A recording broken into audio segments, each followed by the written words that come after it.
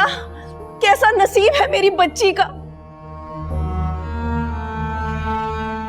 पहले गैरों ने धुतकारा और अब ये अपने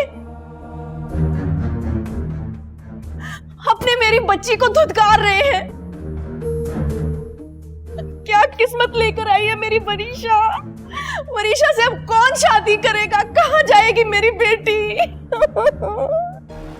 तुमने अच्छा नहीं किया आज, मेरा मान तोड़कर, मेरे गरूर को अपने पांव तले रोंद कर।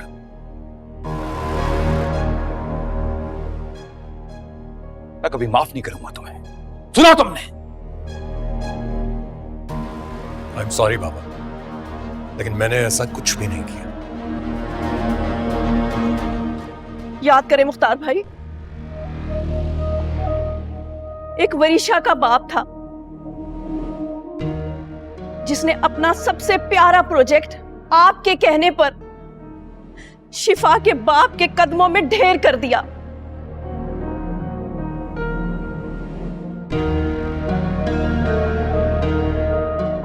और इसे देखें कैसी मीसनी बनकर आपके बेटे की बीवी बनकर खड़ी है। शिफा, वरीशा के बाप ने बुरे वक्त में तुम्हारे माँ बाप का बहुत साथ दिया है और तुम इतनी बेशर्म हो कि तुमने एहसान उतारने की बजाय ये किया मेरी बेटी के साथ। तुम्हारा बाप तो बहुत अकड़ के गया था ना कि इस घर में वापस नहीं आऊंगा, और तुम तो अपने बाप का मान भी नहीं रख सकी। तुम जैसी लड़कियां ना तो बस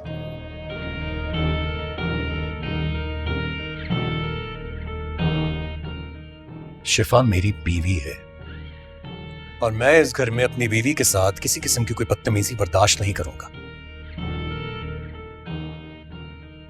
मॉम, प्लीज शिफा को मेरे रूम में लेकर जाइए। क्या समझते हो खुद? हाँ, अरे समझते क्या हो खुद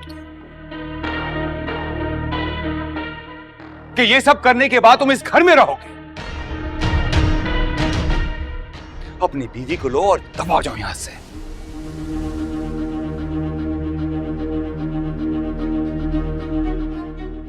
मेरा तुम्हारा कोई ताल्लुक, कोई रिश्ता नहीं बचा। अगर कल को मैं मर गया ना तो मेरे जनाजे को कंधा मत देना तुम। दफा हो जाओ यहां से। क्या कर रहे मुख्तार आप? तो जवान बच्चे कहाँ जाएंगे? बहू है आपकी, बेटी है इस घर की, आप ऐसा नहीं कर सकते प्लीज। इस घर की किसी चीज, किसी रिश्ते से तुम दोनों का कोई ताल्लुक नहीं है। जाओ यहां से। अरे बाबा, हमने कोई जुर्म नहीं किया। आप अपनी बेटी को दरपदर मत कर प्लीज।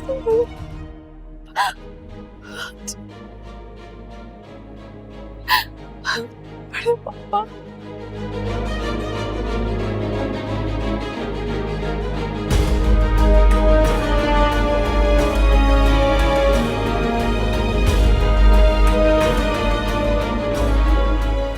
प्लीज रोक लेने, प्लीज रोक ले।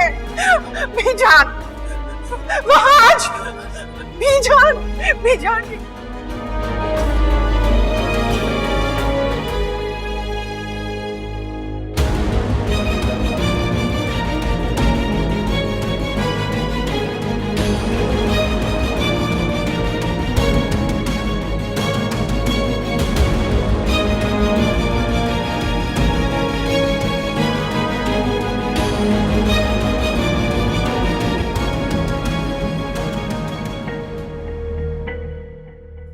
शिफा, फोन उठाओ बेटा। इधर लाओ। तुम्हारी जरूरत कैसे हुई? मैंने अपनी बेटी की तरबियत ऐसी नहीं की है कि अपनी खुशियां पाने के लिए वो इतनी खुदगर्ज हो जाए, अपने खानदान की इज्जत और वकार अपने पैरों तले रोन कर अपने आशिक के साथ भाग जाए। अल्लाह ना करे, ये क्या कह रहे हो?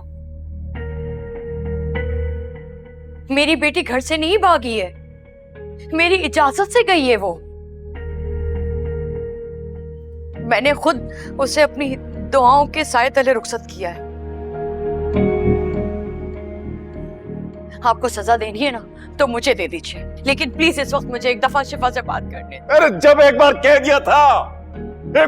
दिया था कि अब शिफा और महाज का कोई ताल्लुक नहीं है, तो तुमने इतनी हिम्मत कैसे आई कि शिफा को तुमने महाज के साथ घर से भगा दिया? तुमने अपने घर की, अपने हमारे खानदान की इज्जत के बारे में एक बार नहीं सोचा? सोचा था, मगर सिर्फ अपनी बेटी की खुशियों के बारे में सोचा था। जफर, एक बार आप भी तो सोचे ना, ये लोग खानदान वाले बातें करके कल को भूल जाएंगे। जिंदगी तो हमारी बेटी की खराब हो जाएगी ना। मैं माँ हूं, अपनी बेटी को तकलीफ में नहीं देख सकती। उसकी तड़प का अंदाजा है मुझे। मैं आपकी तरह अना में आके ना अपनी बेटी की खुशियों को कुर्बान नहीं कर सकती।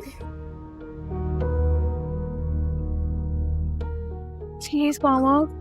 Please pick up the call, please. Pick up the call, Mama. बार बार सबको कॉल्स करके अपने आप को घर क्यों पहुंचा रही है? क्यों नहीं समझ में आ रहा तुम्हें कि अब कोई नहीं है हमारा, कोई भी नहीं। आज मुझे बहुत डर लग रहा है। मामा ने बाबा के फैसले के खिलाफ हमें जाने दी है। पता नहीं मामा उनके साथ कैसा रवैया रखेंगे। वो फोन भी नहीं उठा रही है मामा, कब से कॉल्स कर रही हूँ मैंने।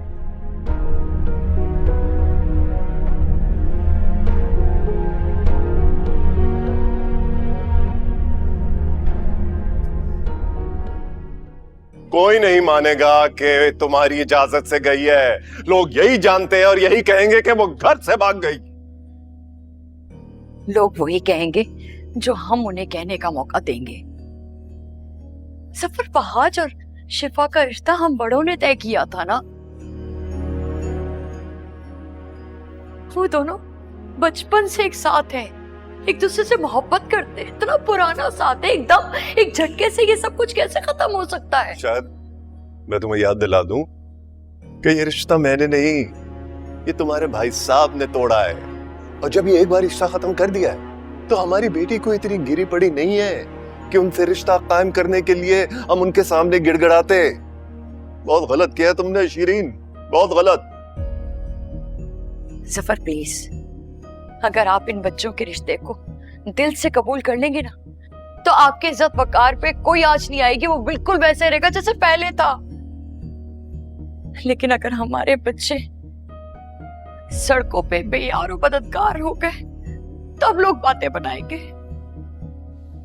हरगिज़ नहीं।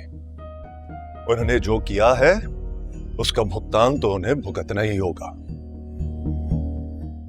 मेरे जीते जी अब शिफा को इस घर में कदम रखने की इजाजत नहीं मिलेगी। मेरा अब उससे कोई ताल्लुक नहीं है। वो मर गई है मेरे लिए और उसका बाप मर गया उसके लिए। अल्लाह ना करे ऐसे नहीं।